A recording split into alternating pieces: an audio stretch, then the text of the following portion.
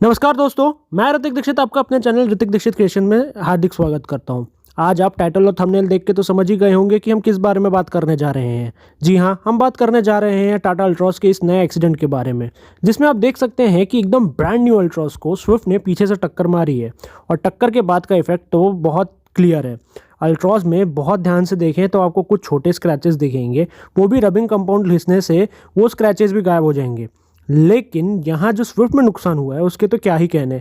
पूरे तरीके से सामने से स्विफ्ट ख़त्म हो चुकी है, बम्पर पिचक चुका है, बोनट पिचक चुका है और हेडलाइट्स फैल चुकी हैं। और ये बिना एयरबैग्स वाला वेरिएंट था, इसलिए एयरबैग्स खुलने का तो सवाल ही नहीं उठता। अब आप यहाँ से अंदाज़ा लगा ही सकते हैं कि अगर ये स्विफ्ट किसी भी गाड़ी से मेजर एक्सीडेंट में अगर चली जाए तो क्या इसके पैसेंजर सेफ रहेंगे? आंसर है बिल्कुल भी नहीं। ये तो बहुत छोटा सा एक्सीडेंट था और ये इंडिया में 90% टाइम होता ही रहता है कि सामने वाले बंदे ने सडन ब्रेकिंग की और पीछे वाली गाड़ी उसने उसे जाके हिट किया। और अब आपको आपके तरीके से समझाता हूँ। अब इंडिया में लोग पैसे के बारे में ज़्यादा सोचते हैं सेफ्टी को ज़्यादा प्रायोरिटी देने की जगह पैसे को प्रायोरिटी देते हैं।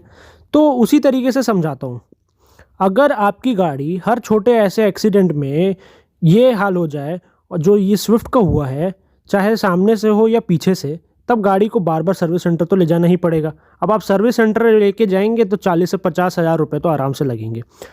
अब लोग बोलेंगे कि नहीं भाई, हमारी गाड़ी तो ज़ीरो डेप्थ इंश्योरेंस में है और हमें कोई टेंशन लेने की ज़रूरत नहीं है, जो भी टेंशन लेना है वो इंश्योरेंस कंपनी को लेना है। लेकिन भैया जी, क्लेम कॉस्ट 1000-1500 की तो लगेगी और साथ में आपका जो मेंटल टेंशन वो रहेगा उस गाड़ी के बाद लिए, वो भी तो रहेगा। आपकी हेल्थ ज़्यादा इंपॉर्टेंट है कि गाड़ी की कॉस्ट ज़्यादा इंपॉर्टेंट है?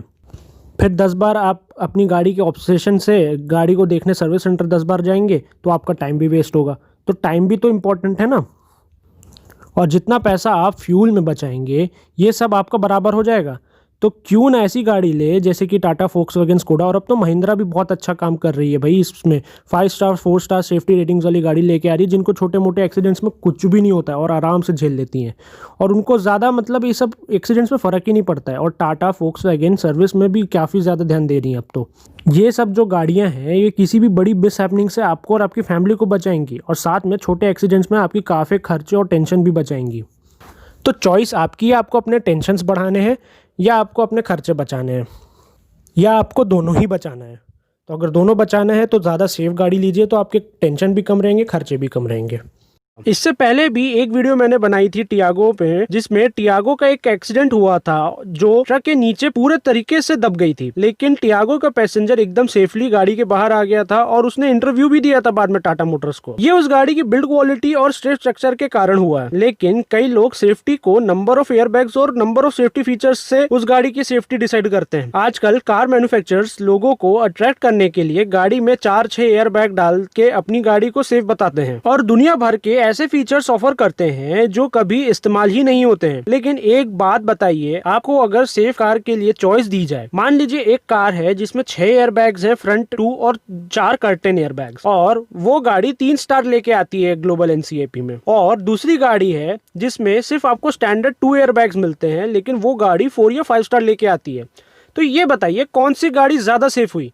वो गाड़ी जो 3 स्टार लाई है दुनिया भर के सेफ्टी फीचर्स के साथ में, या वो बेसिक सेफ्टी फीचर वाली गाड़ी जो 5 स्टार या 4 स्टार लाई है? मुझे उम्मीद है आप समझ ही गए होंगे कि मैं क्या बताना चाह रहा हूँ। जब तक एक्सीडेंट के वक्त गाड़ी का बॉडी शेल इंटैक्ट नहीं रहेगा तब तक वो गाड़ी सेफ नहीं कहलाएगी। अब इस नेक्सॉन के एक्सीडेंट में अगर इस गाड़ी का छत उतना लोड नहीं ले पाता और पूरा का पूरा अंदर घुस जाता तो एयरबैग्स क्या ही उखाड़ लेते और बचाने की जगह और ज्यादा इंजर्ड कर देते पैसेंजर को। एयरबैग सिर्फ और सिर्फ इम्पैक्ट से होने वाली इंजरी से बचाने के लिए, जिससे आप स्टीयरिंग या डैशबोर्ड से टकराने के बाद इंजर्ड ना हो, या कर्टेन एयरबैग्स उसके लिए रहते हैं जिसमें आपके ऊपर गाड़ी का जो टूटे हुए कांच या जो भी है उससे टकरा के आपको इंजरी ना हो। एयरबैग सिर्फ और सिर्फ इम्पैक्ट एब्जॉर्प्शन के लिए बना है। और अगर आप सीट बेल्ट नहीं पहनते हैं तो एयरबैग तो आपके लिए और भी ज्यादा खतरनाक है, क्योंकि जब गाड़ी टकराती है तो पहले सीट बेल्ट का रिस्ट्रेनर सिस्टम आपको सीट से चिपका के रखता है, तब तक में एयर बैग ओपन होते हैं और उसके बाद आपको सीट बेल्ट रिलीज करता है तो आप जाके एयर बैग पर लैंड करते हैं। बस इतना ही काम है एयर बैग का। अब आप सोचिए कि आप सीट बेल्ट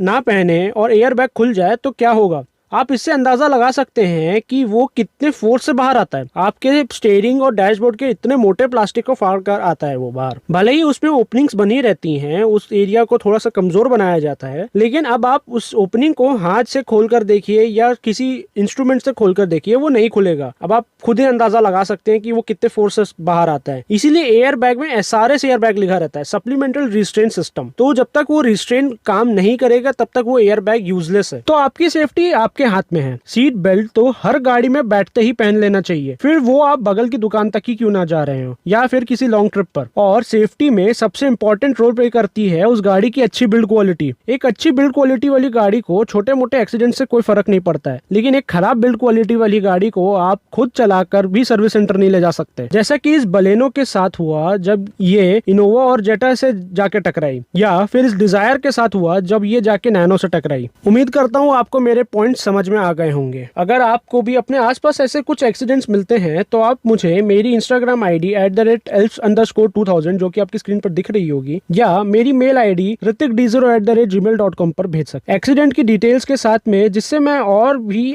लोगों को अच्छी बिल्ड क्वालिटी वाली गाड़ी के महत्व के बारे में बता सकूं। और अगर आप मेरे चैनल पर नए आए हैं तो मेरे चैनल को जाके चेकआउट करिए। मैं कार्स की बिल्ड क्वालिटी के vlogs, repair, mileage test, capability, long runs की वीडियो पे बनाता हूँ। उम्मीद करता हूँ आपको वीडियोस पसंद आएंगी। अगर पसंद आए तो चैनल को सब्सक्राइब कर लीजिए, साथ में बेल आइकन भी दबा लीजिए, जिससे कि मेरी वीडियोस जैसे ही अपलोड हो तुरंत आपको मिल जाए। अब मैं आपसे इजाजत चाहता हूँ, मिलते हैं अगली वीडियो में। तब तक के लिए जय हिंद, जय भारत, वंदे मातरम।